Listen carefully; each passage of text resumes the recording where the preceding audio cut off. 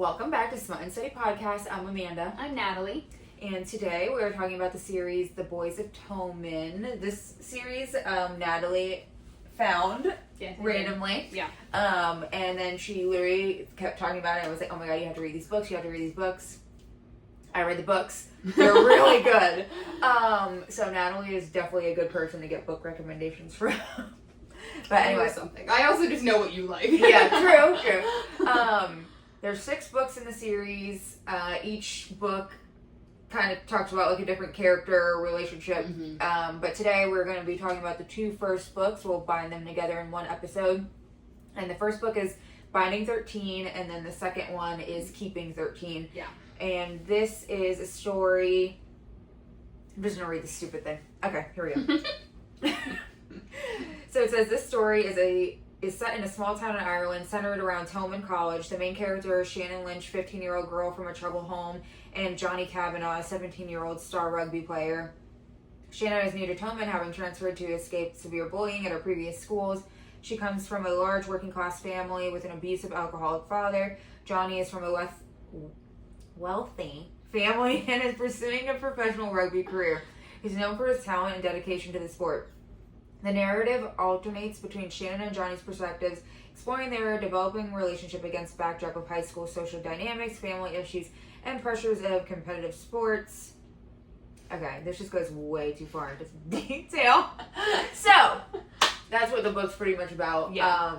You basically have Johnny, who's like the star rugby player, which is the main character, and then you have Shannon, who comes from like a very abusive household, and she starts like this new school, and basically Johnny ends up meeting Shannon by hitting her in the head with a rugby ball in the office, and I don't know, I guess immediately he's just like, I'm intrigued by this tiny frail little girl, because also I feel like the book does a really good description of talking about how small she is, but also almost like how underfed she is. And it's like you eventually learn that her abusive father, like, she really doesn't eat, she doesn't hold things in her stomach because she has such high anxiety that she like throws up. So she's a very like malnourished like little girl.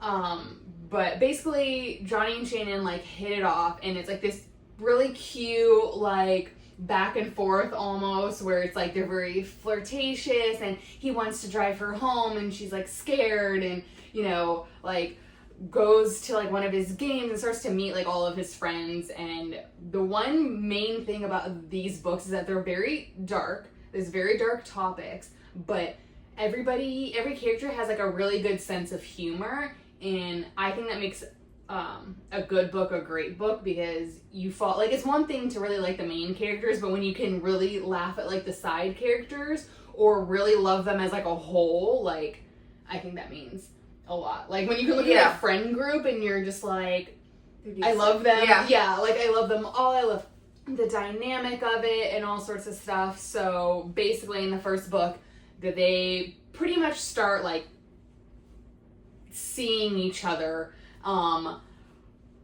Johnny still doesn't know about her dad, yada yada yada. Johnny basically has like this, was it like an injury to his groin or something that he's been like hiding because he's a star player and he wants to go to the big leagues for rugby and do all this stuff.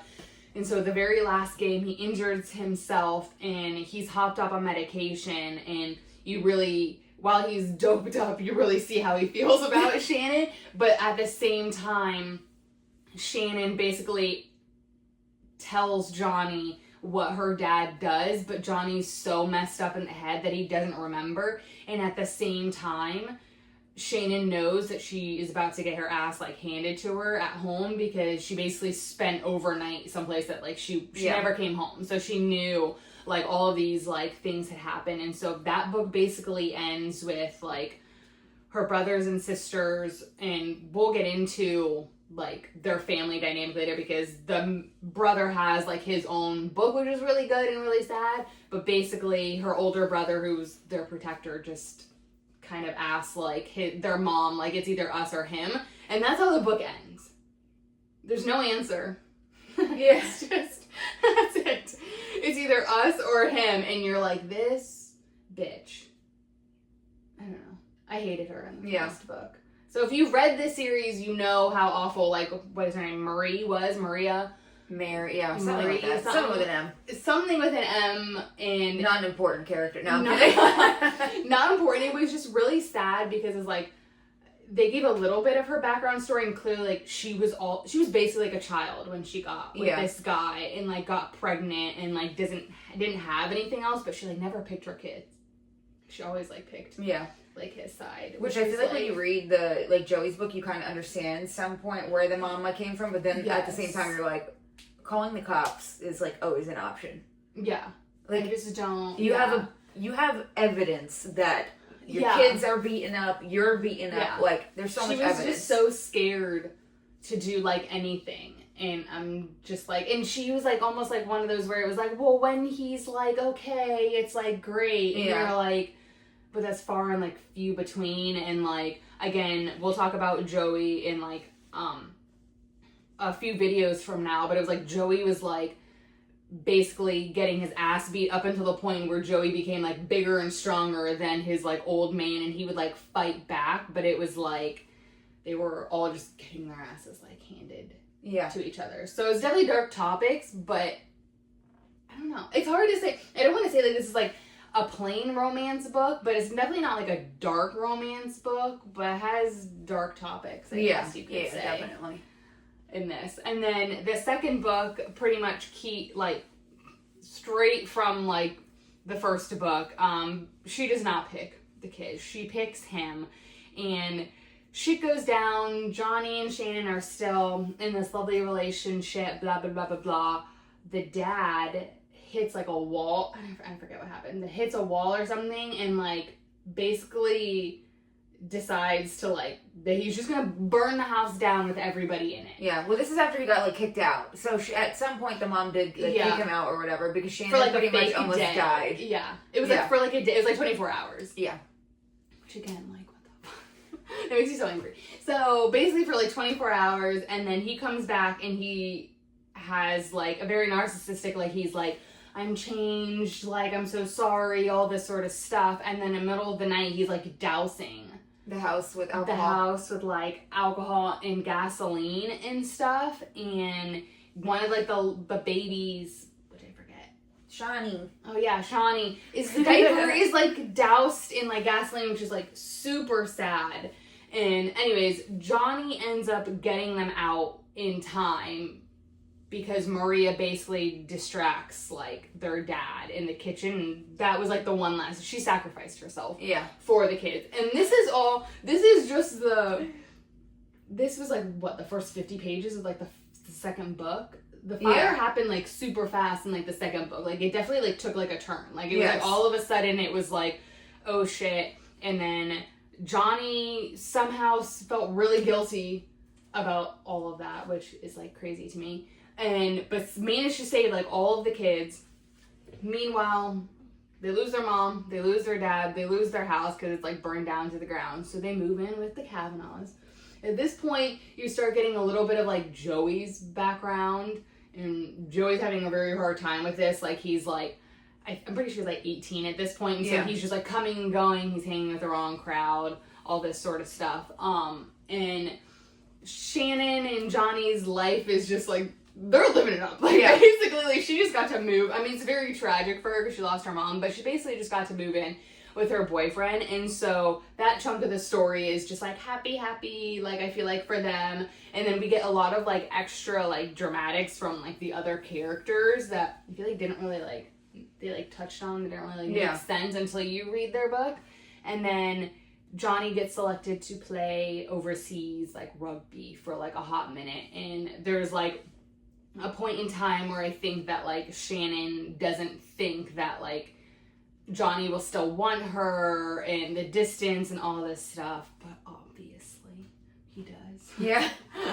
And obviously that up until this point they're living happily ever after. I think that's without giving it away. There's a lot more good stuff, but it's really hard to dive into every detail, I feel like. And like, if I was going to go into every detail, I just read you the book You know what I mean? I mean, I think it was, I liked about the book that, like, it was just two separate, like, people. So, like, obviously, she said, Shannon's family was used to, like, getting their asses beat, and, you know, they just were dirt poor, and the dad was a dick, and she was the only girl out of 4, like, boys, I think. So, yeah, so, like, she was always bullied and small and all that stuff. And then you have Johnny, who is, like, super caring. He comes from, like, a rich family, big house. Yeah, he's, like, 6'5". Never had a care in the world. Yeah. And, like, Johnny's parents are the best parents ever. Yeah. If you read this book, like, his mom, Edel, is the shit. And, like, even, like, throughout the book, she hints to, like, stuff where she's like, oh, well, like, I know what it's like to, like, grow up, like, a certain way. So, like, there's obviously... Edel has her own story, which I told Natalie, I was like, Edel needs her own book. Yeah. Because that we would never really know cool what goes on with Edel. Yeah, I agree. But yeah, it's just something about the Irish banter too is like really fun. You get a lot of like Irish words and Irish slang, which is like really fun because I don't know, it was like fun to read and like the humor was really fun. And then I also just really liked how like Johnny like yearned for Shannon. Like, I mean, this guy, like, it was just, like, fell head over heels for, like, her. And, like, there's one scene in the book where, like, she lost a shoe and he's, like, out in the rain. Looking for the shoe. Looking for the shoe. And you're, like... And then I also liked, towards, like, the end of the book, like, the whole book, like, Shannon's, like, malnourished and blah, blah, blah. And you could tell as, like, she gets more, like, confidence the more she dates Johnny. Like, when he went away to, like, camp or whatever. And at this point, her parents already... were dead. Yeah. So she was living with Edel while Johnny was gone for the summer. And then, like, in the end of the book, he, like, explains the first time he saw her. He's like, oh my god, she, like, actually has, like, a butt and boobs. And she actually looks healthy. And I was just, like... So you could see the character development to the point where it's like, oh, so she's with, like, an actual, like, happy family. So now she's happy and healthy. Oh. And, you know, it was really good. I will say, though, like, there was parts that, like, annoyed me because... obviously, like, Shannon's, like, super, like, timid in this book, and, like, Johnny would be like, oh, like, do you want to, like, come up in my room? And she'd be like, is that, like, okay? Is that, like, I don't want to say yes, like, is that allowed? And you're like, bitch, just go in the room. Go in the room. But, yeah. Yeah, obviously Shannon was a virgin in every aspect there ever was, and Johnny was not. So, clearly... I remember you texting me that as you were reading it. You were like, I really like it, but I need Shannon to, like, hop on it. Yeah, and then, like, he'd be like, do you want to come over to my house? And she's like, and you're like, say yes. Yeah. Just like, say yes. Bitch. Yeah. But, yeah. But that makes it good, I think. Yeah, I know. It did, but I guess we're just so used to reading our, like, dark romances. Yeah. And our where it's like they share a look and then they start fornicating. But, however... It's so good. The banter is so good. The story is so good. And then also, I feel like there's a character, Johnny's best friend Gibbsy, who just right off the bat is 10 out of 10. Amazing. Like his banter, yes, it's so good. The banter is so good. Him and Johnny's relationship is like just as good as him and Shannon's when you're reading it. So good, you guys. Yeah. Like I said, I didn't really think that a book series about a couple fucking high schoolers from Cork, Ireland would do it, but it does. And now we need to book a trip to Cork, Ireland. I know. I want to go to Cork, Ireland. I need to find Tobin now. College. I'm obsessed. Now, if you've read these books, you know that you can't hear the song Iris. Goo Goo Dolls without thinking about these two. So there's also that. When a book series can really ruin some music for you. That's also how you know it's good. Yeah. So, 10 out of 10. 10 out of 10. Yeah. If you read the book, if you're going to read the book, how you thought of the books, if you were just obsessed or not, let us know. Thanks for tuning in. Thanks.